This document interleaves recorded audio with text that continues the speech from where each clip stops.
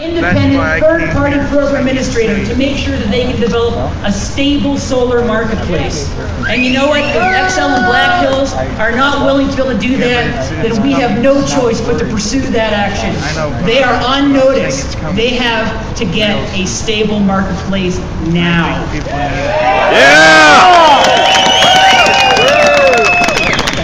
So we want to be able to have just a few folks here today to be able to help offer some extra perspective on why we're here today, on why we're so concerned about what Xcel Energy has been proposing. And first I want to invite just a couple of folks who are actually experiencing this firsthand. First of all, I want to introduce Jim Burness. He's the Chief Operating Officer of SolSource, and he's going to offer some extra perspective. Please help me welcome Jim.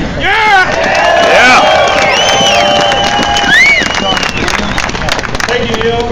Thanks, everybody. Friends, none of us wanted to be here today, but we knew we had to come down and let our community know about the devastating impact of Xcel's decision to suspend the Solar Rewards program. We built this industry from almost nothing in 2004 to over 5,000 workers today. And Xcel shut an entire industry down overnight.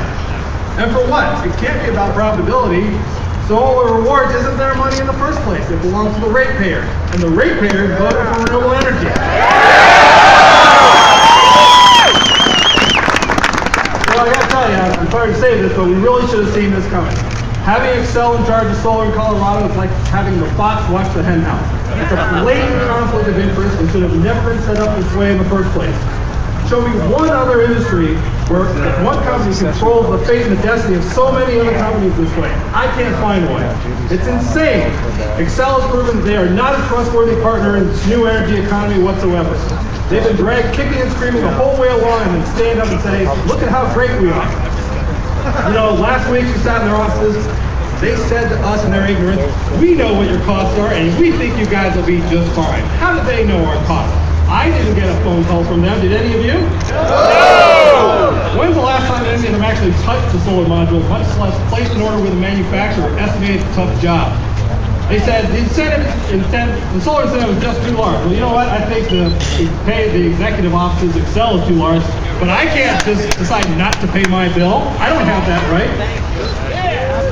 Let's be clear here. We don't want to have incentives forever. We just want to compete in a fair marketplace on a level playing field. Today, the playing field is far from level with the billions and billions of dollars in tax breaks and incentives that fossil fuels get. 12 times what renewables get in this country. And yet, we continue to make progress.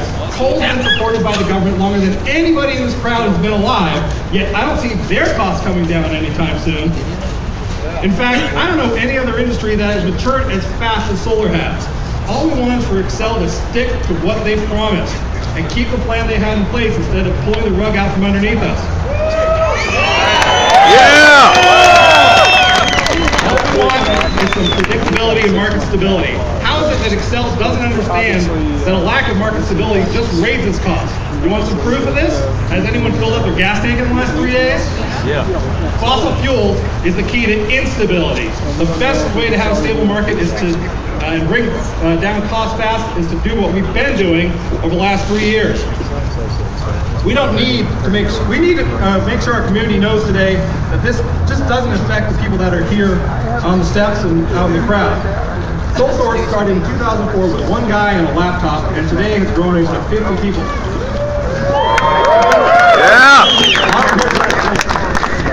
But this decision doesn't affect just those 50 people. It affects our family. It affects our suppliers. It affects our engineering firms, our accounting firms, our marketing firms, our printers, our insurance companies, our subcontractors. It even affects tax revenue for the state. How is it that Xcel plans to replace these thousands and thousands of good local American jobs that our industry supports? The entire state should be livid that some executive sitting up in his big office in Minnesota decided to declare economic war on the Colorado economy.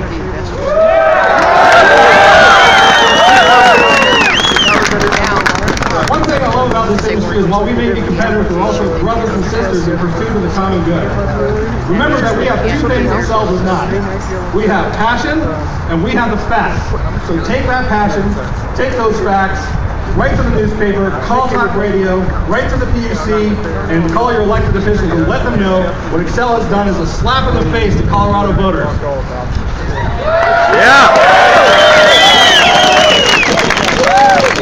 Even worse, it'll create a lot of pain for the Colorado economy at a time when we need more local jobs, not fewer. Our future can be bright, but we have to get our utilities out of the dark ages. Stay strong, everybody. Thanks for coming out today. See you on the roof.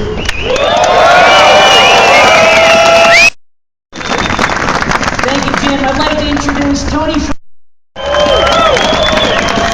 Thank you. Who's Tony Frank?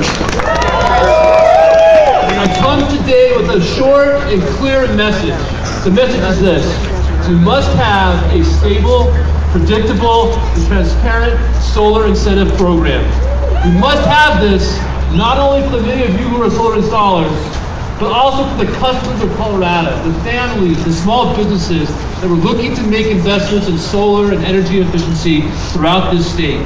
And for the many professionals who are working hard with you to make solar a reality everywhere we go. What happened last week, effectively suspending the solar program in less than 24 hours, has had an impact not only on the solar industry, but to the many thousands of more who do business with the solar industry. This includes engineers, electricians, architects, construction companies, and many others, the customers of this state. Once again, we must have a stable, predictable, and transparent solar incentive program.